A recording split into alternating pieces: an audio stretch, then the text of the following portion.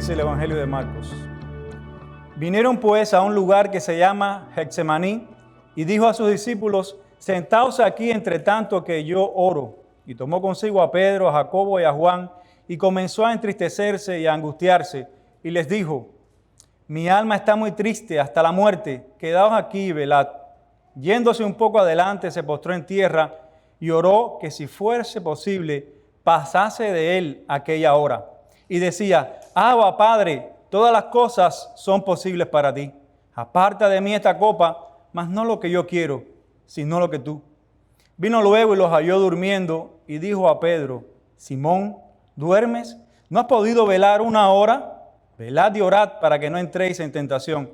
El espíritu a la verdad está dispuesto, pero la carne es débil. Otra vez fue y oró, diciendo las mismas palabras. Al volver, otra vez los halló durmiendo, porque los ojos de ellos estaban cargados de sueño y no sabían qué responderle. Vino la tercera vez y les dijo: dormid ya y descansad. Basta, la hora ha venido. He aquí, el Hijo del Hombre es entregado en manos de los pecadores. Levantaos, vamos, he aquí, se acerca el que me entrega. Vamos a orar.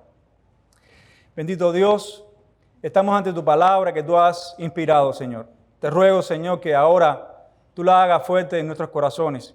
Tú uses este débil medio, Señor, para exponer tu palabra. Te ruego, Señor, que prepares los corazones, las mentes y que nos hables, Señor, en este pasaje de tu Escritura a nuestros corazones, a nuestra piedad, Señor, a la relación que debemos tener contigo. Perdona nuestros pecados y faltas. Señor, estamos en tu presencia. En el nombre de Jesús te lo imploramos. Amén. Pueden sentarse, hermano. Bien, como sean, el título del mensaje que les traigo hoy es La agonía de Cristo en Getsemaní. Eso es lo que vamos a estar tratando hoy. La gloria de la agonía de Cristo en Getsemaní. Cuando se me pidió traer el sermón, yo tenía una sola bala y la única bala que uno tiene es la mejor que tiene. Entonces, en primer lugar, quise traerles un pasaje acerca de Cristo. ¿Por qué? Cito a Spurgeon hablando a sus estudiantes. Spurgeon les decía: lo primero y lo principal es que prediquemos a Jesucristo y a este crucificado. Las almas se sienten atraídas allí donde se exalta Jesús. Él dijo: y yo, si fuere levantado, a todos atraeré a mí mismo. Todo lo que tiene que ver con Cristo, hermanos, su vida, su obra, su persona, lo que dijo, lo que nos manda, su relación con el Padre, el alcance eterno de su muerte y de su resurrección, todo esto nos va a traer gozo sobre gozo, paz sobre paz, fuerza sobre fuerza a nuestra vida cristiana y nuestra relación con Dios. En segundo lugar, porque este texto nos ayudará a conocer algo más acerca de Cristo que nos va a servir a enriquecer nuestro conocimiento. Bien se ha dicho que la teología es la principal de todas las ciencias, es la reina de todas las ciencias. Bueno, la joya de esa reina, de la corona de esa reina de la teología, es la persona de Cristo y sobre todo lo que tiene que ver con su muerte y su sacrificio. Esa es la joya. Por eso es que en segundo lugar yo quería traerles un pasaje así. En tercer lugar, porque este pasaje por mucho tiempo a mí me intrigó porque yo no lo entendía. Y me costó años entender lo que yo les voy a... No quiere decir que yo me las sé todas en este pasaje. Hay mucho y ustedes van a ver, y los que están delante de mí en el Evangelio saben que hay mucho que hablar en este pasaje.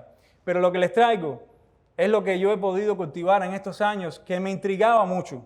¿Qué me intrigaba este pasaje? Me intrigaba la manera en que Cristo negocia con el Padre el hacer la voluntad. Yo no entendía por qué en el momento decisivo Cristo se echa atrás. Mis hermanos, si nosotros queremos entender la cruz, queremos entender el sacrificio de Cristo, nosotros tenemos que entender qué fue lo que pasó en la oración de Cristo en Getsemaní. En palabras del pastor John MacArthur, si queremos entender la cruz, el mismo Cristo en Getsemaní es el mejor comentario que la Biblia nos da acerca de la cruz. acerca del significado de la cruz. ¿Qué fue lo que provocó que en Cristo tal reacción, tal agonía, sufrimiento, ruegos, súplicas, tanto clamor y lágrimas pidiendo ser librado?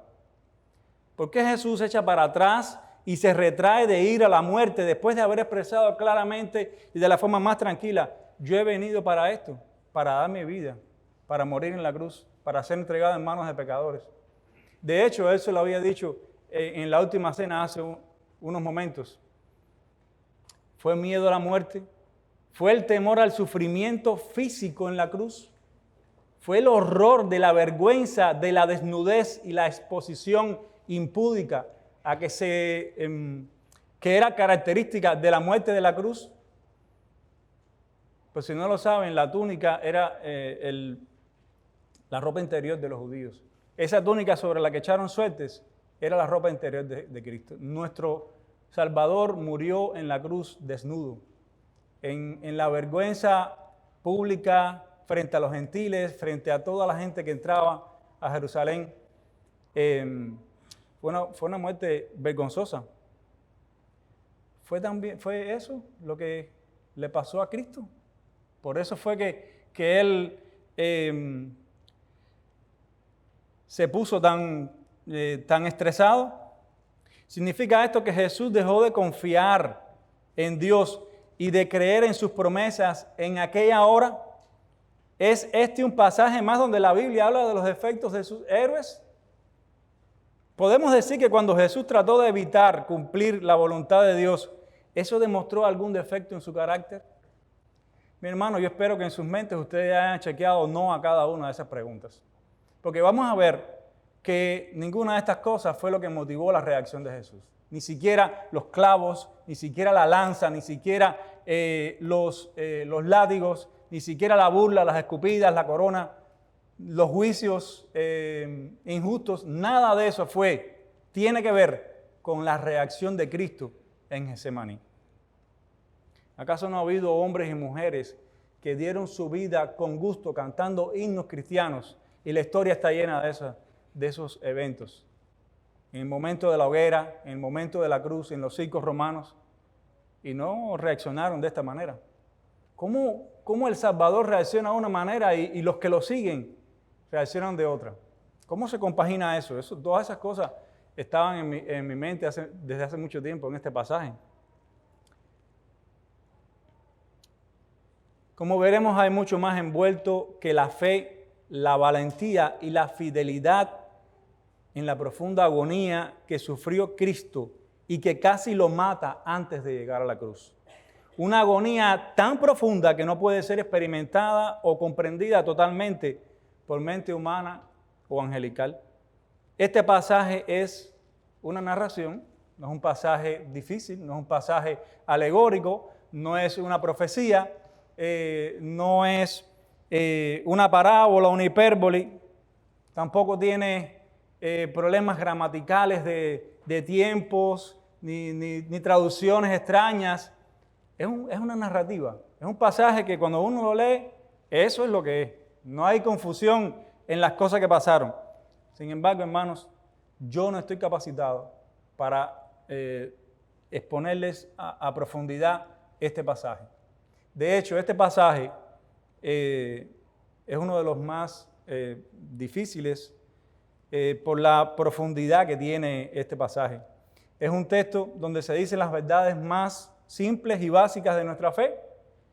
Sin embargo, las implicaciones y la profundidad de este texto se pierde en el conocimiento de Dios. James Montgomery Boyce dijo de Getsemaní: quitemos las sandalias de nuestros pies al estudiar este pasaje, porque estamos pisando terreno santo. Y Spurgeon dijo de este pasaje: con relación a Getsemaní, nos acercamos a un terreno santo, al lugar santísimo de la vida de nuestro Salvador en la tierra. Este es un misterio como aquel cuando Moisés vio la zarza ardiendo en fuego y que no se consumía. Y no existe hombre capaz de exponer adecuadamente un pasaje así.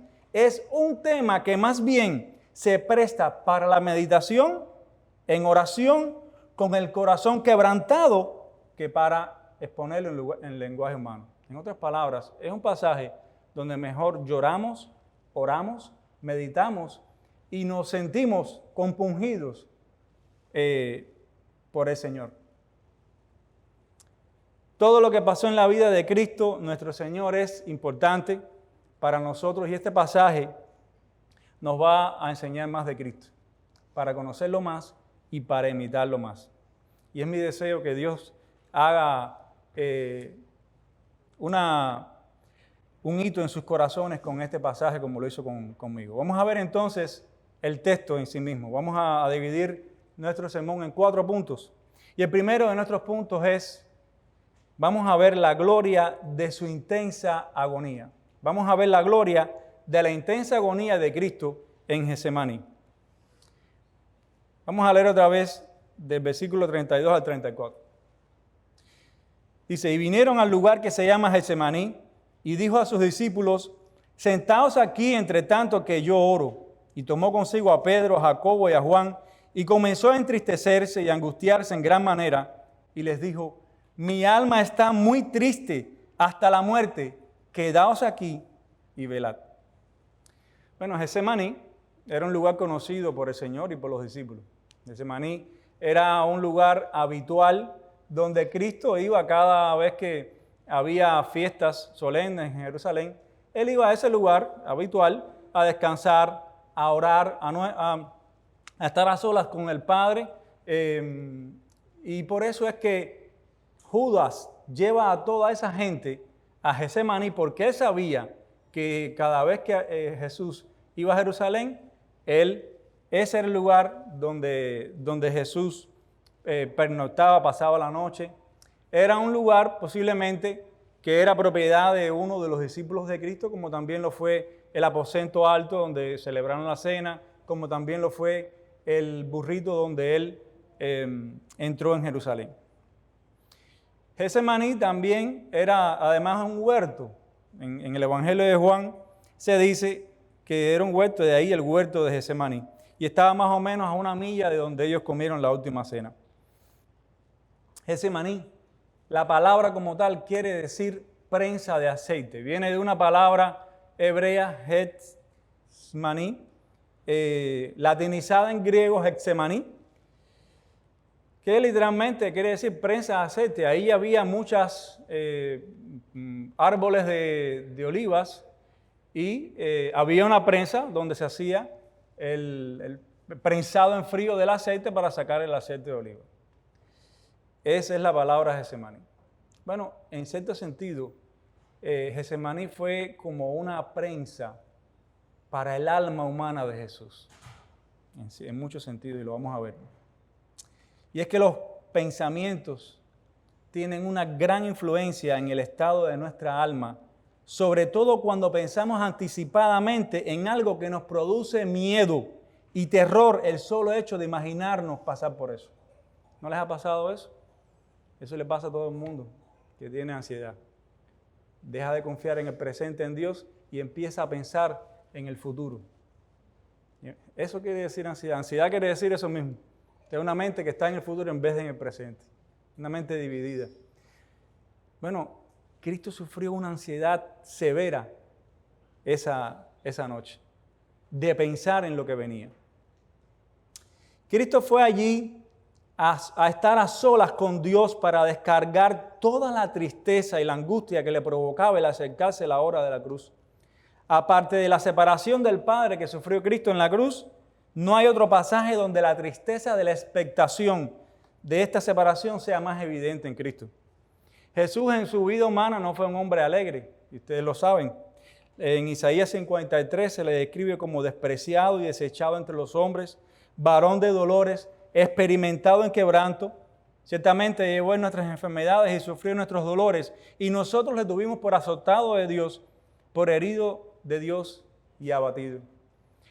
De Jesús se dice varias veces que lloró, pero nunca que se le vio reír.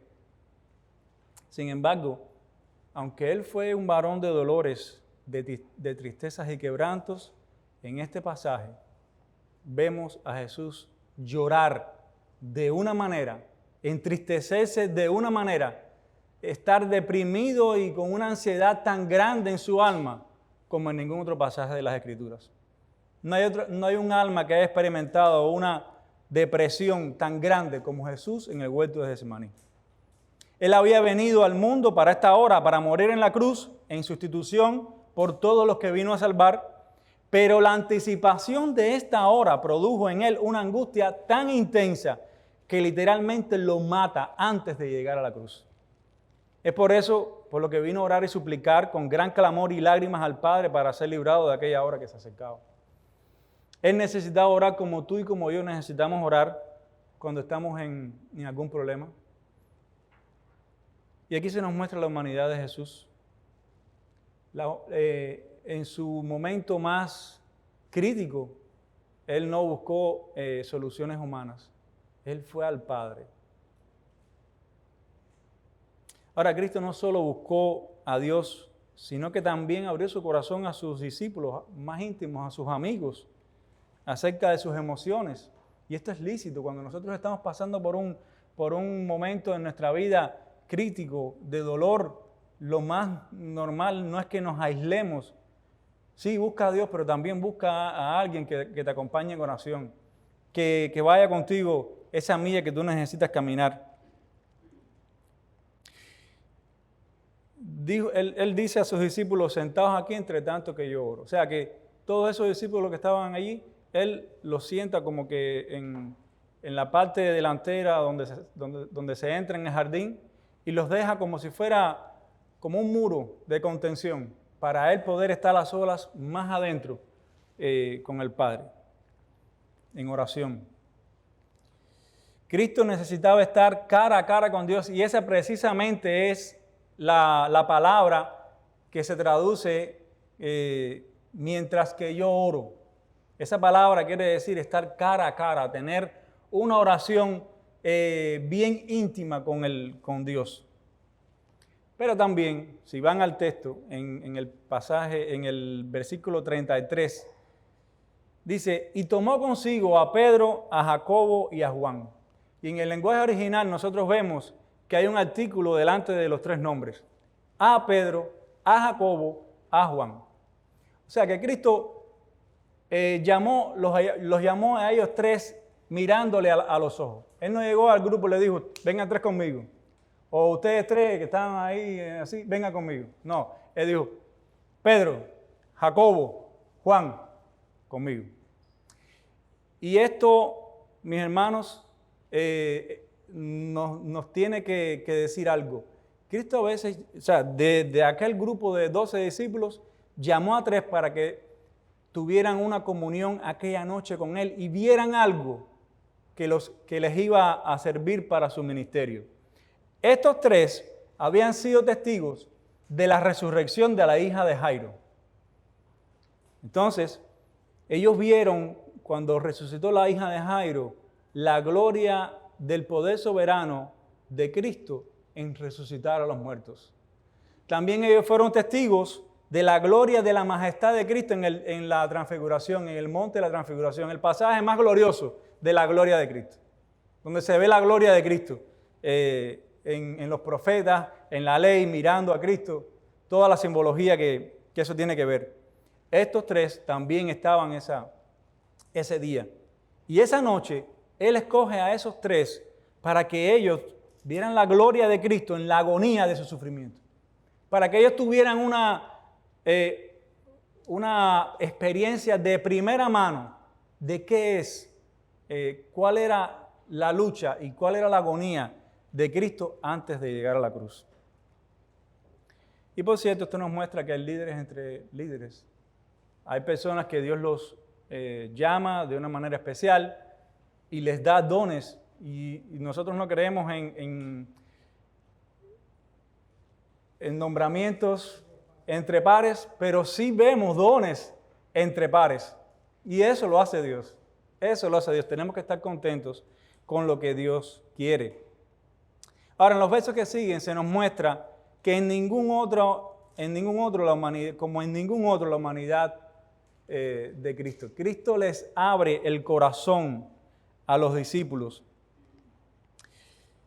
Vamos a ver la intensidad de la agonía de Cristo por medio de tres cosas en este pasaje. En primer lugar, vamos a estimar la angustia de las reacciones. Mira cómo en el versículo 33 dice, y tomó consigo a Pedro, a Jacobo y a Juan, y comenzó a entristecerse y a angustiarse en gran manera. Cristo entró en un estado diferente en ese momento. De pronto él estaba de una manera normal, y cuando él se aparta del grupo grande con sus tres más íntimos, él se abre en su necesidad de apoyo. Y antes de ir al Padre, él les dice que lo apoyen en oración, que oren con él.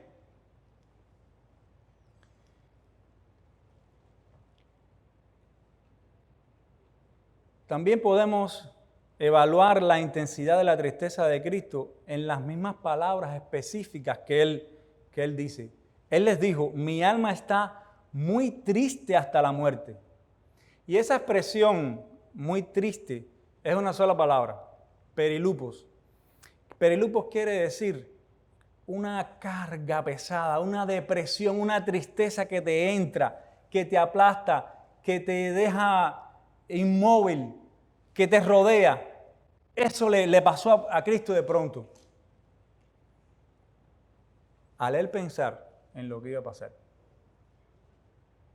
No es que Cristo de pronto se puso nervioso, es que él estaba esperando, él iba a orar por algo que iba a pasar dentro de unas horas. Y además, lo que dice que experimentó Cristo en el clímax de esas 3 horas de oración, dice en el pasaje de Lucas 22, 43, y le apareció un ángel del cielo para fortalecerle. Cristo en Getsemaní oró tan intensamente que cayó en un estado de debilitamiento tan grande que tuvo que ser fortalecido por un ángel del cielo. Este ángel fortaleció a Cristo, no le quitó la carga, no compartió con él la carga, lo fortaleció. No se sabe cómo lo fortaleció, pero no le quitó ni una gota de agonía al sufrimiento de Cristo. Fíjense cómo dice el 44, y estando en agonía, oraba más intensamente. O sea, que lo que haya hecho el ángel no fue quitarle carga, sino de cierta manera que Cristo orara más intensamente en su agonía. Finalmente, Lucas da otro gran detalle de la intensidad de la lucha de Cristo en oración. Dice, y fue su sudor como grandes gotas de sangre que caían hasta la tierra. Y esto es una condición médica rara, un fenómeno raro, que es llamado hematidrosis, en la que cuando una persona sufre un estrés enorme, los capilares se abren y empieza a salir sangre junto con el sudor por los poros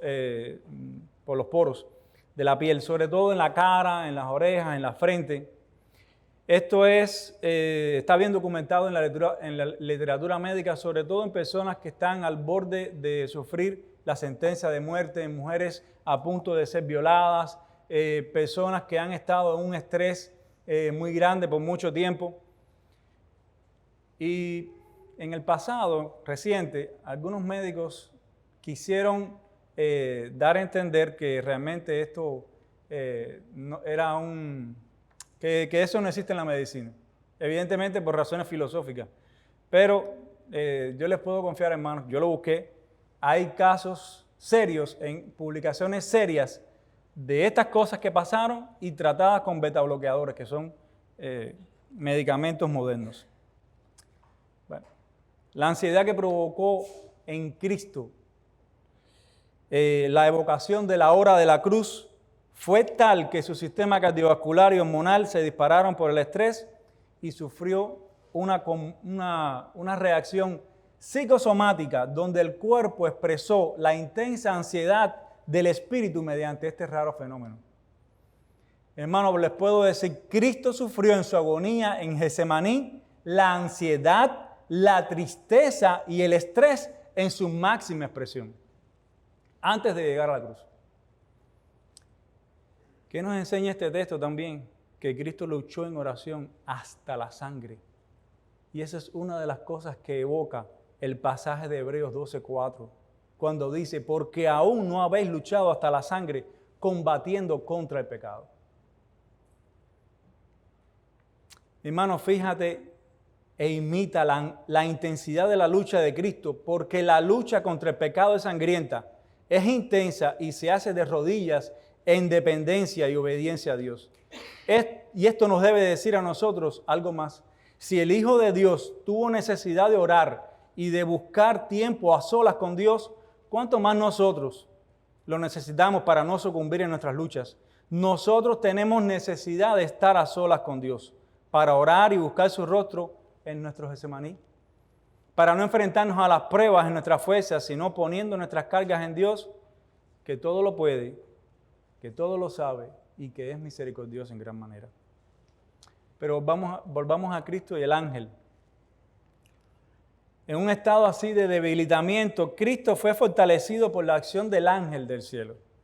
En su hora más agónica, sus amigos le fallaron, prefirieron dormir en vez de orar con él, pero Dios se ocupó de este detalle y le mandó un ángel.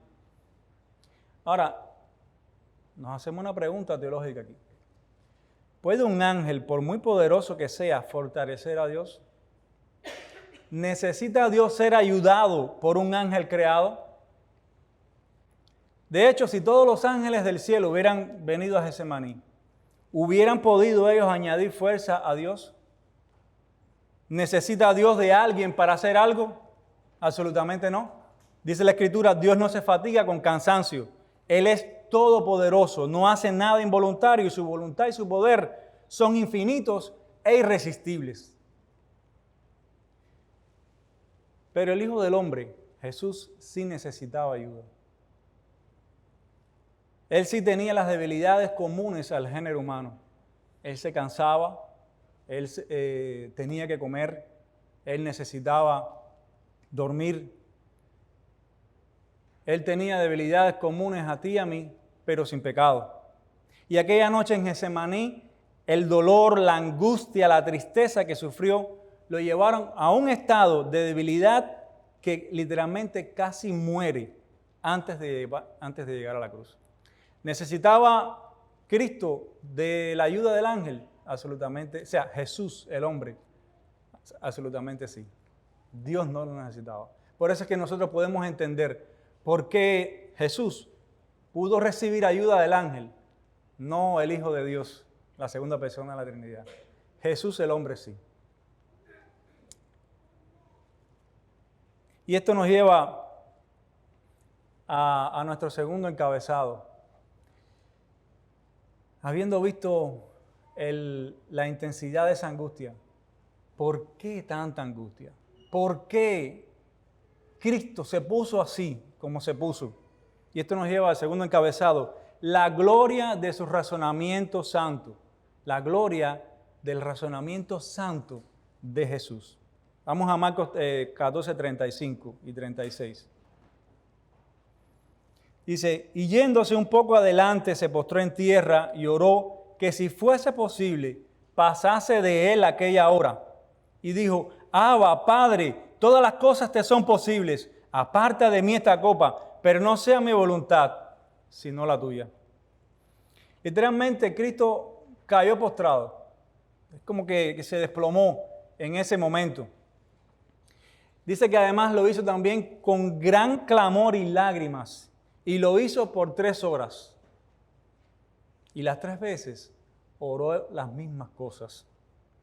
¿Qué provocó en Cristo tal reacción? Aquí vemos a Cristo pidiéndole a Dios que si es posible, Él no tenga que hacer su voluntad. Cristo está rogándole a Dios que lo libre de hacer algo para lo cual fue encarnado. Y Dios lo comisionó. Y Dios lo encarnó. Había un pacto de redención que se habló esta mañana en la eternidad.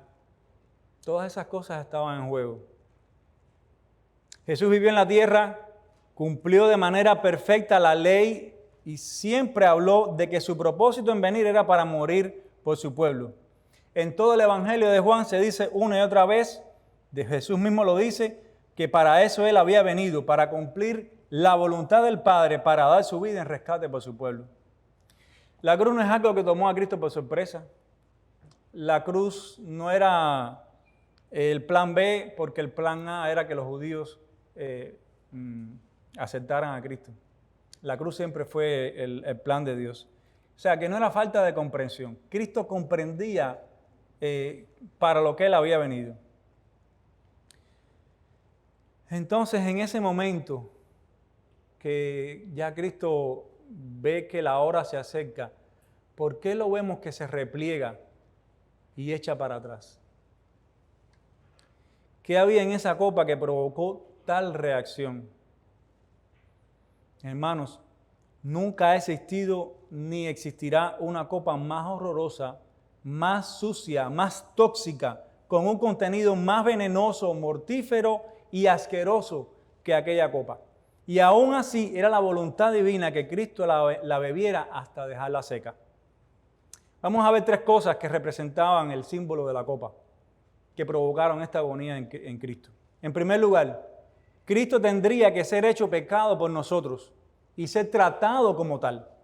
En 2 Corintios 5:21 dice, al que no conoció pecado, por nosotros lo hizo pecado para que nosotros fuésemos hechos justicia de Dios en él. Y esto sin duda provocó una santa repulsión en Cristo, identificarse con algo que era totalmente ajeno a su naturaleza. Cristo tendría que ser identificado con el pecado, hecho pecado y castigado por ese pecado. Piénsalo bien, hermano. Si Cristo no hubiera reaccionado así, habría dudas de que Él tuviera una naturaleza pura y santa. ¿No es verdad? Esa es la reacción que se espera de alguien que es santo. Cuando está frente al pecado, no va al pecado, sino que se retrae de él.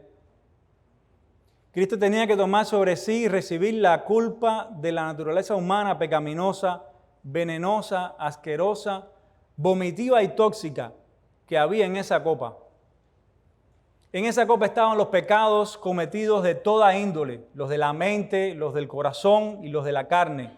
Aquellos que los hombres esconden para hacer en una habitación o frente a un teléfono, en los lugares pornográficos, los adulterios, las fornicaciones, las crueldades, los homicidios y todo pecado contra Dios.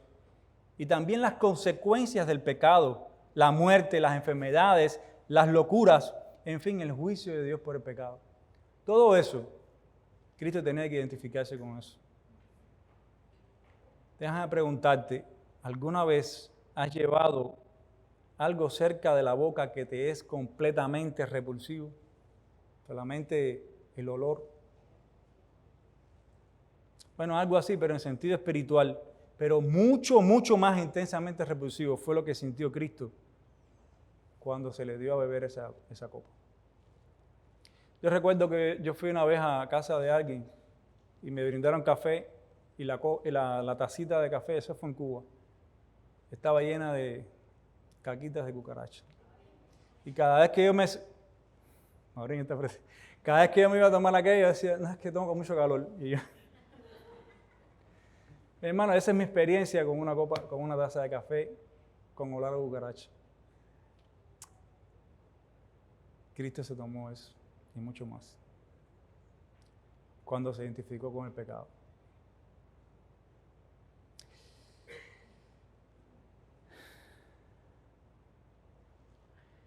Amados hermanos, este es nuestro Salvador, cayendo rostro en tierra por el peso de la anticipación de ser hecho pecado por ti y por mí.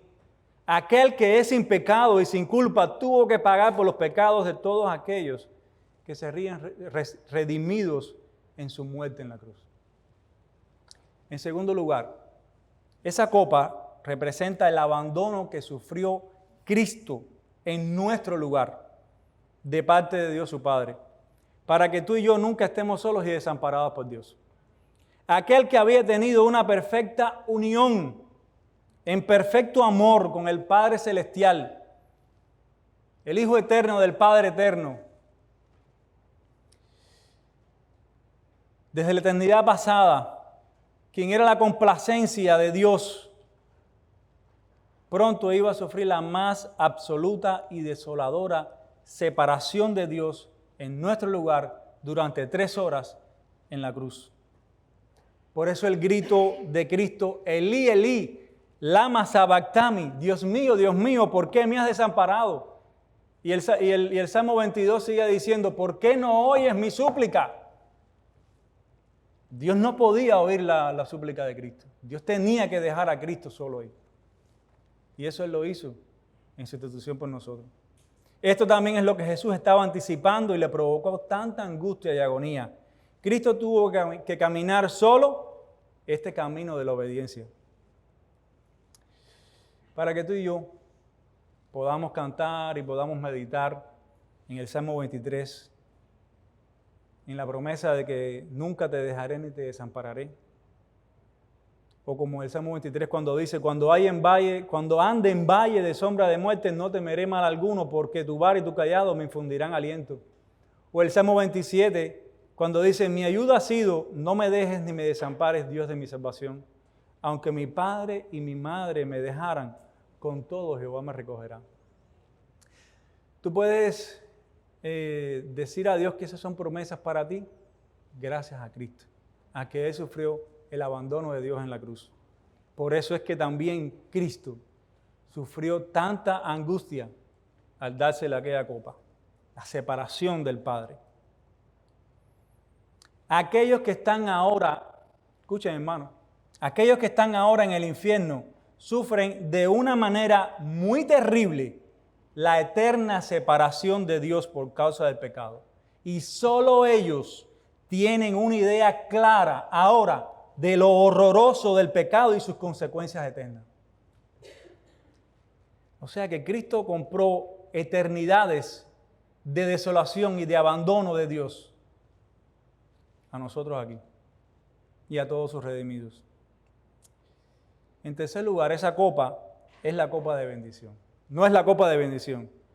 Esa copa es la copa de maldición. Esa copa representa la ira santa e infinita de Dios por el pecado. El contenido de esa copa es lo más violento y mortífero de las consecuencias por el pecado hecho contra Dios. Mi hermano, no fue el elemento físico, de dolor físico, lo que hizo a Cristo caer en esa angustia. Ni siquiera la vergüenza de la desnudez impúdica y las burlas en la cruz, sino el pensamiento de sufrir todo el peso de la justicia de Dios por los pecados de todos los que había de salvar. En el Antiguo Testamento se le llama a esta copa, en Isaías 51, 22, el cáliz de mi ira. En Jeremías 25, 15, la copa del vino del furor. En Ezequiel 22, 33, es la copa de ruina, de dolor y desolación. En Lamentaciones 4, 21, la copa de vergüenza y desnudez. Y en Habacuc 2, 16, el cáliz de la ignominia. Cristo recibió en la cruz el castigo y la maldición por el pecado de miles de millones de infiernos por toda la eternidad y que de ninguna otra manera hubiera podido ser pagado. Dice Gálatas 3:13 que Cristo nos redimió de la maldición de la ley, hecho por nosotros maldición, porque escrito está, maldito todo el que es colgado en un madero. Y es precisamente por esto que nosotros podemos entender algo de la intensidad de la agonía de Cristo en Getsemaní y su reacción de repliegue al tener que tomar la copa que el Padre le daba a tomar. ¿Fue miedo a lo físico? ¿Fue falta de valor? ¿Fue indecisión? No, es que Cristo sabía, su razonamiento era santo. Él sabía, y esa era la manera más razonable de reaccionar ante el pecado y sus consecuencias. Solo aquellas almas que están ahora en el infierno pueden entender realmente la maldición de Dios sobre Cristo y sus consecuencias eternas. Si Cristo no hubiera tomado esa copa y muerto en nuestro lugar, Satanás hubiera ganado, el infierno se hubiera llenado, el cielo estuviera vacío y todas las promesas de Dios de una salvación eterna fueran falsas. Hoy nosotros tomamos la copa de bendición. ¿Sí? En la sangre de Cristo, gracias a que Cristo tomó la copa de maldición y de la ira de Dios por nosotros hasta dejarla seca. Damos gracias a Dios por su gracia salvadora, infinita e inmerecida mediante la muerte de Cristo. Hermanos, aquí vemos la lógica del razonamiento de Cristo. Un razonamiento santo, un razonamiento puro. Este es nuestro Salvador clamando al Padre de una manera muy angustiosa que pasara de Él aquella copa de culpa por nuestros pecados, de separación de Dios y de castigo divino. Hermano, ¿cómo afecta a nuestra conciencia el saber estas cosas? ¿Reaccionas así como Jesús frente al pecado? ¿O tienes algún pecado secreto no confesado que todavía acomodas y no has mortificado totalmente? ¿Estás tratando con la seriedad y la santidad que demanda la Biblia el pecado en tu vida? ¿Estás caminando en el temor de Dios y buscando obedecerle y agradarle en todo? Hermano, medita siempre en el ejemplo de Cristo que combatió contra el pecado hasta la sangre. Esta es la reacción que se espera de alguien que se considera verdaderamente cristiano. Y esto nos lleva a nuestro tercer encabezado, la gloria de su obediencia. La gloria de su obediencia. Y lo voy a leer ahora el pasaje en la Biblia de las Américas. Y decía, Abba Padre, para ti todas las cosas son posibles. Aparta de mí esta copa, pero no sea lo que yo quiero, sino lo que tú quieras. Cristo oraba, Abba Padre, Abba Padre, Abba Padre. Él no se cansaba de decirle, escúchame, Padre mío, escúchame. Tú sabes todas las cosas. Aparta de mí esta copa. Si hay algo que se podía hacer por el Dios omnisciente y omnipotente, solamente lo podía hacer Dios. Eso es lo que estaba Cristo clamando. Para ti todas las cosas son posibles. Cristo continúa clamando a Dios una y otra vez por su infinita omnisciencia y su infinito poder que lo libre de aquella hora. Pero hermanos, no confundamos las cosas. Cristo no está contemplando la desobediencia aquí. ¿Bien? Eso es importante que nosotros lo tengamos. Cristo no estaba contemplando la desobediencia. La súplica de Cristo no está abrazando la desobediencia, sino contemplando el horror del castigo y la maldición de Dios por el pecado. Jesús, como ya vimos anteriormente, tenía un razonamiento santo, una mente santa, su esencia es pura y santa, y estas cualidades le hacían tratar de evitar con todas sus fuerzas aquello contrario a su naturaleza santa y pura. El pecado, la separación de Dios y la maldición de Dios. Por eso es que Cristo reaccionó así. Pero hermanos, Cristo dijo, pero no sea lo que yo quiero, sino lo que tú quieras.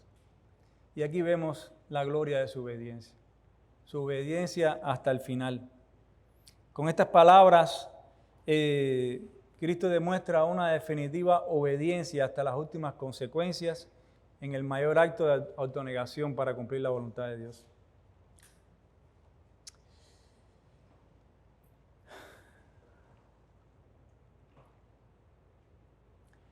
Cristo se somete a 3 ciclos de oración al Padre y luego se levanta triunfante. La última tentación es vencida, Él sale de allí triunfante y majestuoso, resuelto a hacer la voluntad del Padre. Él no tiene ninguna duda de hacer la voluntad de Dios, de ir a morir en la cruz. Pero no los discípulos. Ellos se durmieron, ellos no velaron y pagaron las consecuencias. A la hora de la verdad no estaban preparados, no habían orado y fueron presa fácil de Satanás. A pesar de la repetida petición e incluso amonestación de Jesús, con reproches y regaños, Ellos prefirieron obedecer a la carne y dormir antes que orar. Pero Jesús fue escuchado, dice la palabra de Dios, por su temor reverente. ¿Qué fue lo que vio Dios en la obediencia de Cristo? Cristo oró que si fuera posible pasara de él aquella copa, pero no lo que yo quiera, sino lo que tú quieras. Dice Hebreos 5:7, y Cristo en los días de su carne, ofreciendo ruegos y súplicas con gran clamor y lágrimas al que le podía librar de la muerte, fue oído a causa de su temor reverente. Y aunque era hijo, por lo que padeció, aprendió la obediencia y habiendo sido perfeccionado, vino a ser autor de eterna salvación para todos los que lo obedecen. Cristo luchó hasta la sangre contra el pecado y fue oído y librado de la muerte por su temor reverente. Jesús aprendió como hombre la obediencia a Dios hasta la muerte, hasta las últimas consecuencias. No que haya habido algún defecto en el carácter de Cristo por perfeccionar, sino que fue encontrado perfecto porque fue obediente hasta las últimas consecuencias. Bien, habiendo visto ya la gloria de la obediencia de Cristo, veamos en último lugar la gloria de su nombre y de su poder. La gloria de su nombre y de su poder. Dice en los versículos 42 y 43, levantaos, vamos, he aquí se acerca el que me entrega. Y en ese momento, mientras él aún hablaba, vino Judas, que era uno de los 12, y con él una gran multitud, con espadas y palos, de parte de los principales, de los sacerdotes y de los escribas y de los ancianos. Jesús estaba preparado, su agonía había pasado, él había sido fortalecido, su oración contestada, su obediencia justificada. Cristo estaba preparado para lo que venía. Ahora el pasaje de Juan nos da más detalles. Dice que Judas, en Juan 18:3, dice, Judas pues tomando una compañía de soldados y alguaciles de los principales sacerdotes y de los fariseos, fue allí con linternas, antorchas y con armas. Y aquí una compañía de soldados, hermanos, se refiere a la mitad de una cohorte, más o menos 500, 600 o algo más de soldados romanos que portaban espadas cortas. Y posiblemente la misma cantidad de alguaciles, o sea, de policías del templo que pertenecían a los saduceos y a los fariseos, que venían con palos y con antorchas. Era una multitud, eran miles de hombres y Judas al frente. Sigue diciendo el Evangelio de Juan. Pero Jesús, sabiendo todas las cosas que le habían de sobrevenir, se adelantó y les dijo, ¿a quién buscáis? Le respondieron, a Jesús Nazareno. Jesús les dijo, yo soy. Y estaba también con ellos Judas, el que le entregaba. Y cuando les dijo, yo soy, retrocedieron y cayeron en tierra. Hermanos, este es el clímax de los yo soy del Evangelio de Juan. Jesús no explicó nada de ese yo soy. Él lo demostró. Él dijo yo soy y cuando él dijo esas palabras, toda aquella multitud y Judas, y Juan hace la aclaración, Judas con ellos, cayeron hacia atrás. Retrocedieron y cayeron hacia atrás. El sonido de estas palabras hizo una reacción de debilidad total en las piernas de aquellos hombres que venían armados a tomar a un hombre. Y aquí se nos muestra a Cristo en la gloria de su poder y la fuerza de su nombre. Cerca de 1000 hombres retrocedieron y cayeron a tierra ante la majestad de aquel hombre cuando dijo, yo soy. Y ahí estaba Cristo, hermanos, cubierto de sangre, de sudor, quizás con las ropas llenas de sudor y de sangre también, por haber pasado este tiempo en Getsemaní orando, esperando lo inevitable, pero inquebrantable, impecable, majestuoso, invencible, puro, perfecto y santo. La copa en su mano, su oración contestada, misión cumplida. Cristo se enfrentó a toda aquella multitud de impíos que venían a juzgarlo injustamente y a la muerte y a la copa que le dio su padre a beber. Esto fue lo que encontraron aquella multitud de hombres. El segundo yo soy fue para dejarles saber que les daba permiso para apresarlo. El primero fue para dejarles saber quién estaba en control. El segundo simplemente les estaba dando permiso para que hicieran las cosas que él había preordenado que pasaran. Mi hermano, hasta aquí lo que quería compartirles de la agonía de Cristo en Getsemaní. Déjenme dirigirle unas palabras de aplicación como conclusión. ¿Cómo nos afecta a nosotros hoy conocer más detalles acerca de la agonía de Cristo? ¿Qué cosas debemos recordar? ¿Qué debemos aprender? ¿Y qué debemos aplicar de este texto para imitar a nuestro Señor? Todo lo que pasó en la vida de nuestro Señor es importante para nosotros y este pasaje nos ayuda a conocer más a Cristo para imitar más a Cristo. Conocerlo más para imitarlo más.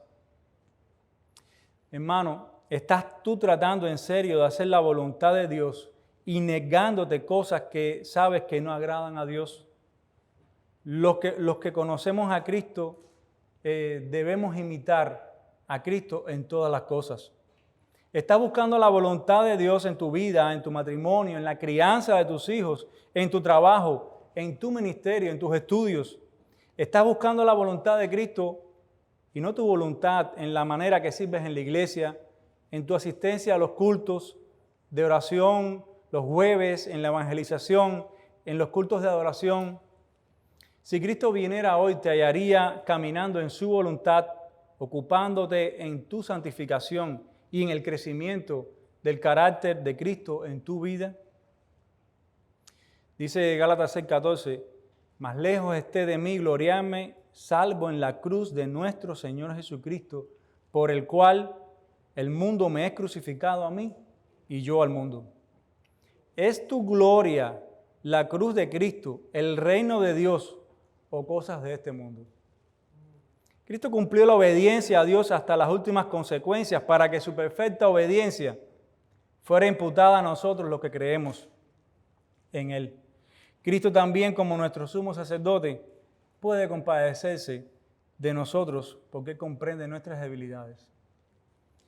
¿Y qué de ti, mi amigo y amiga, que quizás sea la primera vez que oyes estas cosas y quizás las has oído, pero no le has prestado atención? Escucha bien el mensaje de Dios para ti hoy. Si no naces de nuevo, vas a sufrir todo el peso del pecado de esa copa que tomó Cristo en Getsemaní. Por la eternidad no se acabará tu sufrimiento, no se acabará tu abandono, no se acabará el lloro. Yo te ruego que no te vayas de aquí sin orar y pedirle a Dios que aplique esa preciosa salvación a tu alma. Te es necesario nacer de nuevo para que no tengas que sufrir la separación, el castigo que sufrió Cristo por el pecado. Ven a Cristo y hallarás abundancia de amor, de consolación y perdón de tus pecados. No hay salvación fuera de Cristo, no hay justicia fuera de Cristo, no hay amor fuera de Cristo y tampoco hay verdad fuera de Jesucristo. Dice la Escritura que hay camino que al hombre le parece recto, cuyo fin es camino de muerte. No termines así. Cristo te ofrece un camino mejor. Él dice que todo el que a mí viene, yo no lo echo fuera. El que busca halla y el que toca se le abrirá. Ven a Cristo, mi amigo, y encontrarás paz para tu alma, la protección de Dios y la bendición de la salvación eterna. Vamos a orar.